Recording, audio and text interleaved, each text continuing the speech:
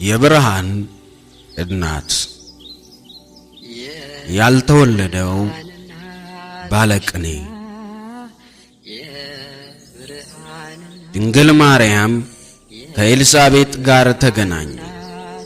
ጌታና ዮሐንስም በማኅፀን እያሉ ተገናኙ። ሳዕል ወርትዕ ተራክቦ ጽድቅ ወሰላም ተሳህማ ምሕረትና እውነት ተገናኙ ጽድቅና ሰላም ተስማሙ ብሎ ነቢዩ የዘመረው መዝሙር ጻድቅት ኤልሳቤጥና ሰላማዊት ማርያም በተለዋወጡት ሰላምታና ምሕረት ዮሐንስና እውነት ክርስቶስ በመገናኘታቸው ተፈጸመ። መዝሙረ ዳዊት ምዕራፍ 85 ከቁጥር 10። ልብ አድርጉ። ድንግል ማርያም ጌታን ስለመጸነሷ ለኤልዛቤጥ አልነገረቻትም። ኤልዛቤጥም ካረጀው በኋላ እግዚአብሔር ጎበኘኝ ብላ ለድንግል አልተናገረችም። ጻድቃን ሳይቀጣጠሩ ይገናኛሉ እንደሚባለው መልእክት ሳይላላኩ ሁለቱም ስለ ጸነሱት ጽንስ በእግዚአብሔር ተረድተው ነበር። ኤልዛቤጥም የማርያምን መምጣት ተራ የዘመድ ጥየቃ ለመሆኑን በመንፈስ ቅዱስ አውቃ እንደ ዘመዷ ሳይሆን እንደ ጌታዋ እናት ያደረገችላትን አቀባበል መገናኘታቸውን የጻድቃን ቀጠሮ ያደርገዋል። ኤልዛቤጥ የድንግል ማርያምን ሰላምታ ስትሰማ መንፈስ ቅዱስ ሞላባት። በሆዷ ያለው ጽንስ በደስታ ዘለለ። እርሷም ከባሏ ዘካርያስ የተቀማው አንደበት የተጨመረላት እስኪመስል ድረስ በታላቅ ድምፅ ጮኻ መናገር ጀመረች። የማርያም ሰላምታ የካህናት ተልእኮ ፈጸመ። ኤልዛቤጥ የጥምቀት ማኅፀን ሆነች። የእግዚአብሔር ልጅ ከባሕሪው መንፈስ ቅዱስ ሰደደ። ሕፃኑ ዮሐንስ በእናቱ ማኅፀን መንፈስ ቅዱስ ተጠመቀ ይላል ቅዱስ ያዕቆብ ዘስሩ። ድንግሊቱ በዕድሜ ከኤልዛቤጥ ያነሰች መሆኗን አውቃ በአክብሮት ብትስማትም የዕድሜዋ ማነስ ግን በአሮጊቷ ከመመስገን አላገዳትም። ጽድቅስ በዕድሜ መቅደም አይደለም። ብፅዕት ማርያምን ልጅነቷ ከአሮጊቷ ኤልዛቤጥ ይልቅ ከሴቶች ሁሉ የተባረከችና ጸጋን የተሞላች ከመሆን አልከለከላትም። ፍልክስዩስ ተስዕሎ 47። ኤልዛቤጥ በታላቅ ድምፅ ጮኸች። ትውልድ ሁሉ ቅድስት ሆይ ለምኝልን እያሉ ወደ እርሷ ለሚጮኹላት ድንግል ማርያም በታላቅ ድምፅ ጮኻ ተናገረች። ወደ ማርያም መጮኽም በዚያች ዕለት ተጀመረ። የመሲሁ የማዳን ተልእኮ በሴት ልጅ ታጅቦ ተጀምሮ በሴት ልጅ ተጠናቀቀ። ሴት ልጅ ለጌታ መጸነስ በታላቅ ድምፅ ጮኸች። በስቅለቱ አለቀሰች። ትንሣኤው ደግሞ ሰባኪ ሆነች። ቅዱስ ገብርኤል በእናቱ ማኅፀን ሳለ መንፈስ ቅዱስ ይሞላበታል ብሎ የተናገረለትን መጥምቆ ዮሐንስ እናቱ ማኅፀን ውስጥ ሆኖ ዘለለ። ፈጣሪው ወደ እርሱ መምጣቱን በመንፈስ ቅዱስ አውቆ በማኅፀን ሰገደ። እምከርሰ እሙ ወእመረ እምከርሰ እሙ ሰገደ ወአንፈራጽ እንዳለ ቅዱስ ያሬድ።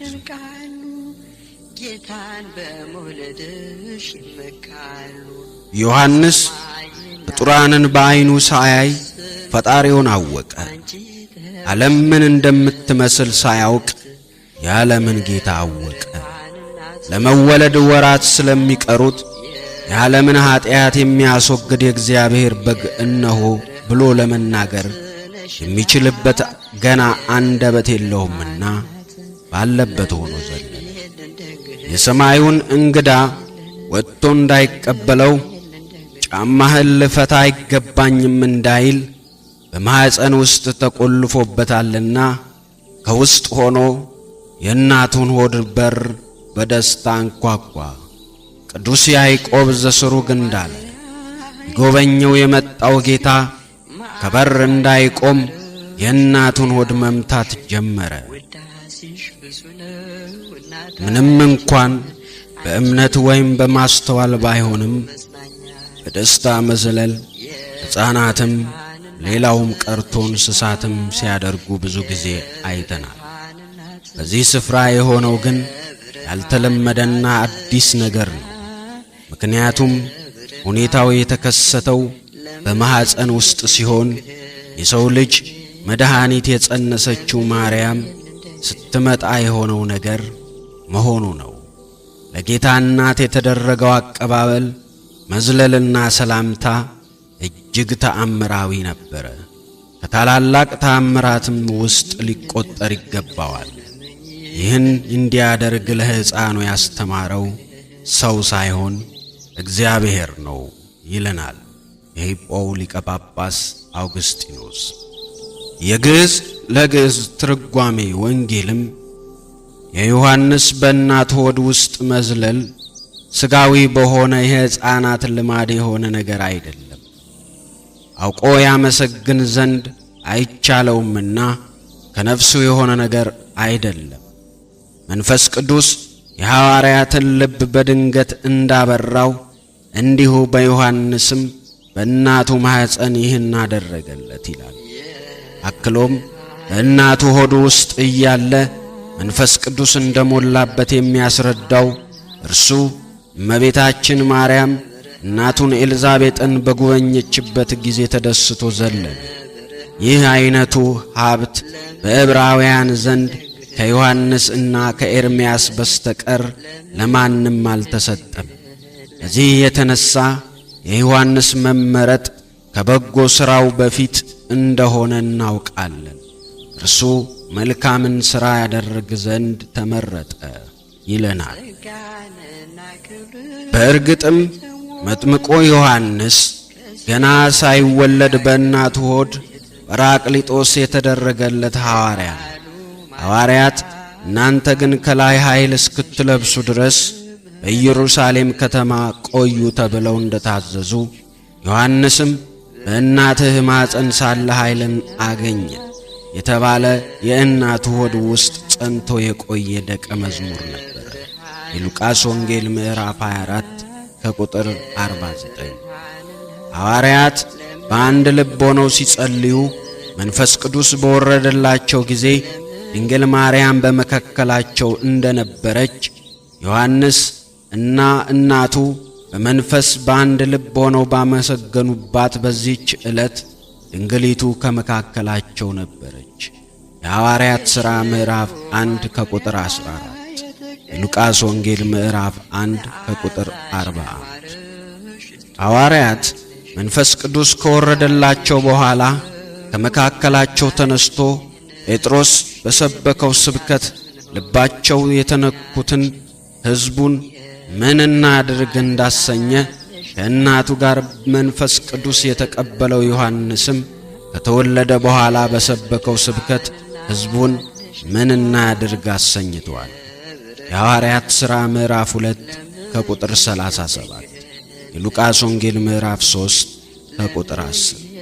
መንፈስ ቅዱስ ከወረደላቸው በኋላ የዮሐንስም የጴጥሮስም የስብከታቸው ርዕስ ንስሐ ግቡ ነበረ። የማቴዎስ ወንጌል ምዕራፍ 3 ከቁጥር 1፣ የሐዋርያት ሥራ ምዕራፍ 2 ከቁጥር 38። ቅዱስ አቡሊዲስ ዘሮሜ ስለ ዮሐንስ ሲናገር እርሱ ማርያም ሰላምታ ስታቀርብላት ሰማ፣ ደስ እያለውም በእናቱ ሆድ ውስጥ ዘለለ። በድንግል ሆድ ውስጥ የጸነሰችውን የእግዚአብሔርን ቃል አይቷልና ብሏል። ሌላው ኢትዮጵያዊው ሊቅ ደግሞ ኤልዛቤጥን በመቃብር ዮሐንስንም በመቃብር ውስጥ ባለ ሰው መስሎ እንዲህ ሲል ያራቅቃል። የተቀበረውና የተከደነው ሰው ምስጋና ለእርሱ ይሁንና ክርስቶስን ባየው በማኅፀን ውስጥ ሆኖ ባየው ጊዜ በዚያም የኪሩባውያን መላእክትን ያማረ ቅዳሴያቸውን በሰማ ጊዜ ከጣዕሙ የተነሳ በእግሮቹ ቆሞ በጉልበቱ ሰገደለት። ለሙታን ሕይወትን ይሰጥ ዘንድ ፈጣሪ እንደመጣ አውቋልና ምስጋና አቀረበለት። የምትናገር መቃብሩም እርሱ አስተማሪ ሆኗታልና እየዘለለች በእልልታ እንዲህ አለች፣ የጌታዬ እናት ወደ እኔ ትመጪ ዘንድ እኔ ማን ነኝ? ሰላም ባልሽኝ ጊዜ ቃልሽን ስሰማ ጽንሱ በሆዴ ውስጥ በፍጹም ደስታ ዘለለ። ዮሐንስ በእናቱ ማኅፀን ውስጥ ሆኖ ለፈጣሪው ሰገደ። ሰው ሲሰግድ የሚሠራው ቅርጽ በእናቱ ሆድ ያለ ጽንስ ቅርጽ ነውና ዮሐንስ ሰገደ ማለት የሚያወዛግብ እንግዳ ነገር አይደለም። ዝንቱ ውእቱ ዘሰገደ ሎቱ ዮሐንስ እንዘሃሎ ውስተ ከርሰ እሙ። በእናቱ ማኅፀን ሳለ ዮሐንስ የሰገደለት እርሱ ነው እንዳለ ቅዱስ ጎርጎርዮስ ዘኑሲስ። በእናቱ ማኅፀን የሚለው ለጌታም ለዮሐንስም ሆኖ ይነበብ። ዮሐንስ በጠባቡ የእናቱ ማኅፀን ውስጥ ቢወሰንም ስግደትን ከመጀመርና ለጌታው ከመመስከር ግን አላገደውም። ለነገሩ ዮሐንስ መንቀሳቀስ በማይችልበት ቦታ ሆኖ መመስከሩ በማኅፀን ያበቃ ሥራው አይደለም። በእስር ቤትም ሆኖ ደቀ መዛሙርቱ ወደ ጌታ ይልክ ነበር። ወደ ሲኦል ወርዶም የጌታን መምጣት ቀድሞ የሰበከው እርሱ ነበር። ቅዱስ አብዱሊስ ዳግመኛም እርሱ በሲኦል ላሉ ይሰብክላቸው ዘንድ መድረስን አስቀደመ። በዚያም ስለ መድኃኒታችን መስበክን አስቀደመ። ቅዱስ ኤፍሬምም ዮሐንስ የወደፊት ስብከቱን ለማወጅ በደስታ ዘለለ። የመካኒቱ ጽንስ በድንግሊቱ ጽንስ ፊት ሰገደ። የእናቱን አንደበት ሊዋስና ስለ ጌታው ትንቢት ሊናገር ፈለገ ይለናል። የድንግል ማርያምን ድምፅ ሲሰማ የተሰማውን ደስታ መናገር ባይችልም የተባረክሽ ነሽ ብሎ ለማመስገን ባይታደልም እናቱ ኤልዛቤጥ ግን ልጇን ወክላ በደስታ ዘለለ ብላ ተናግራለች። እርሱ ቃል